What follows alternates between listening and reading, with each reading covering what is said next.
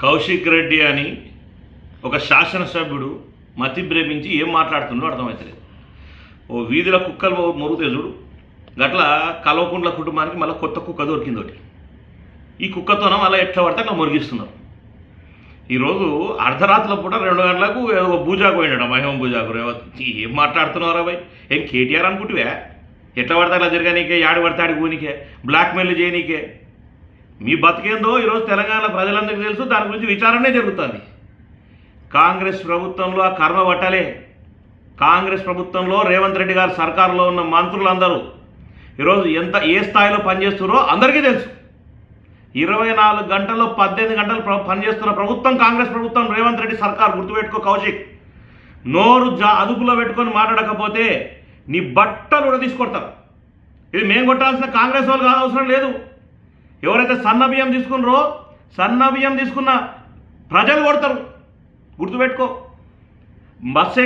ఉచిత బస్సు ఎక్కుతున్న మహిళలు ఉరికిచ్చి బట్టలు తీసుకొడతారు నీలాంటి. రేవంత్ అన్న గురించి మాట్లాడితే ఒక సైన్యం వ్యవస్థ, తెలంగాణలో ఉండేటువంటి యువకులందరం ఏకమై మీలాంటి బిచ్చం కొడుకులను అందరినీ ఉరికిచ్చి కొట్టడానికి సిద్ధంగా ఉన్నాము. ఏం మాట్లాడుతున్నావు? ఏంది మీ ఫోన్లో ట్యాపింగ్ చేయడమా? నీలా అంటే మీకే గతి లేదు. మీ ఫోన్లో ట్యాపింగ్ చేయాల్సిన కారణం ఉందిరా భయ్ మాకు. మళ్ళీ దానికి ఏదో స్పెషల్గా వ్యాకర్స్ని పెట్టేసి స్పెషల్గా చేశారట. చూపి, నీకు ధైర్యం ఉంటే రుజువు చేయి, నీకు దమ్ము ఉంటే రుజువు చేయి. ఎడబెట్టిరో స్పెషల్ హ్యాకర్స్ని పెట్టిరా, హ్యాకర్స్ని పెట్టి సపరేట్గా మీలాంటి వాళ్ళ కోసం మళ్ళీ చేసిరా. సిగ్గు శరం ఉండి మాట్లాడాలి. ఈ దుకాణం అంతా మీది. అర్ధరాత్రుల పూట తిరిగే దుకాణం నీ అన్నది. అర్ధరాత్రుల పూట ఇల్లు తిరిగి అర్ధరాత్రుల పూట హీరోయిన్లను ట్రాప్ చేసింది, హీరోయిన్ల వెనకాల ఉన్నటువంటి ఏదైతే ఫోన్లు ట్రాప్ చేసింది, ఈ స్పెషల్ హ్యాకర్స్ని పెట్టి వ్యవస్థ నడిపిందంతా ఈ దుకాణం అంతా మీ అన్నది. ఇప్పుడు నీకు ఎవరైతే బిస్కెట్లు వేస్తుండ్రో గాయనది ఈ ఫోన్ల ట్యాపింగ్లు ఇవన్నీ. ఇది గుర్తుపెట్టుకో. ఇదంతా విషయం కల్వకుంట్ల చంద్రశేఖరరావు తెలిసే ఇంతకెళ్ళి బయటికి వెళ్తలేడు. బయటికి వెళ్ళకుండా కొన్ని కుక్కలు పంపిస్తుండు, దాన్ని ఓడో దొరికినావు. ఇప్పుడు నోరు అదుపులో పెట్టుకొని మాట్లాడకపోతే ఏడ దొరుకుతాడు ఉరికించి కొడతారు మా వాళ్ళు. గుర్తుపెట్టుకో, రాసి పెట్టుకున్న వాళ్ళు. నువ్వు తిరుగు ఈ రోజు నుంచి బయట. నీకు ధైర్యం ఉంటే తిరుగు, చెప్తారు. ఏది పడితే అది మాట్లాడుతావు. నీ బతికేడ స్టార్ట్ అయిందో మాకు తెలియదా? ఏడికెళ్ళి మొదలైంది మాకు తెలియదా? నువ్వు ఎక్కడెక్కడ ఏమేమి దుకాణం నడిపిడో మాకు తెలియదా? నువ్వేదో రుజువు చేస్తా అంటున్నావు అంట కదా. ఏదో రుజువు చేసి 16 మందిని రుజువు పెట్టు. ఆ 16 మందిని రుజువు చేసినాక పెట్టిన పేరు కేటీఆర్ వెళ్తుందో ఏమవుతుందో తెలుస్తుంది అందరికి కూడా, ప్రజలకు కూడా తెలియాలి కదా. నువ్వు కేటీఆర్ అనుకోనికి ఇట్లా మా మీద మాట్లాడుతున్నట్టుండవు, లేకపోతే కేటీఆర్ మీద పగ ఉండిగిన మా మీద మాట్లాడుతున్నావు నాకైతే తెలియదు. కానీ నోరు అదుపులో పెట్టుకొని మాట్లాడు. ఏదో మంత్రులు ఇద్దరు మాట్లాడుకున్నది ముఖ్యమంత్రి గారి ఇంటికి పిలిచి మాట్లాడినాడు. ఇటువంటి చిల్లర కథలు, ఇటువంటి చిల్లర దుకాణాలు బంద్ చేసుకో.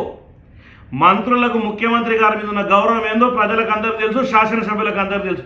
ఇలాంటి చెత్తనా కొడుకుల గురించి మేము మాట్లాడేది ఏంటా? ఇంకొక్కసారి నోరు అదుపులో పడితే, నోరు అదుపు తప్పి మాట్లాడితే, ఎవడు మాట్లాడినా ఏడ దొరుకుతాడా. ఈరోజు మా ముఖ్యమంత్రి గారు ఆపొచ్చు, మా మంత్రులు ఆపొచ్చు, ప్రజలు ఆగరు. గుర్తుపెట్టుకో. అది ఎవడొచ్చి ఎందుకు కొడతారో కూడా తెలియదు. మిమ్మల్ని జాగ్రత్తగా నోరు అదుపులో పెట్టుకో బిడ్డ. ఇంకొక్కసారి నోరు జాడితే నీలాంటి సన్నాసులను ఉరికిచ్చి తనడానికి యూత్ కాంగ్రెస్ పిల్లలు కానీ, ఎన్ఎస్యూ పిల్లలు కానీ ఏడుకెళ్ళి అటాక్ చేస్తారో కూడా తెలియదు. అది మేము చెప్పకుండా సరే, మేము ఎవడో నేను ఇంకోడో చెప్పాల్సిన పని లేదు. రేవంత్ అన్న అనే వ్యక్తికి ఉన్న అభిమానంతో వచ్చి కుక్కను కొట్టినట్టు కొడతారు ఇలాంటి సన్నాసులు. మీరు మాట్లాడతారు. ఒక ముఖ్యమంత్రి గురించి నోటుకొచ్చిన మాటలు మాట్లాడడానికి నీకు ఎంతైనా సిగ్గు శరం ఉండాలి. ఇలాంటి సన్నాసుల గురించి, ఇలాంటి వెధవుల గురించి మళ్ళీ మేము ఒక హ్యాకింగ్ చేసి మళ్ళీ ఏదో ఎంక్వైరీ చేస్తామంట. మరొక్కసారి చెప్తున్నాం, రేవంత్ అన్న విషయంలో ఎవరన్నా మాట్లాడినా, ముఖ్యమంత్రి గారి గురించి ఎవరన్నా మాట్లాడినా ఎక్కడిదక్కడ ఒక్కోనికి ఏం చేయాలో గది చేయడానికి సిద్ధంగా ఉన్నాం. జాగ్రత్త.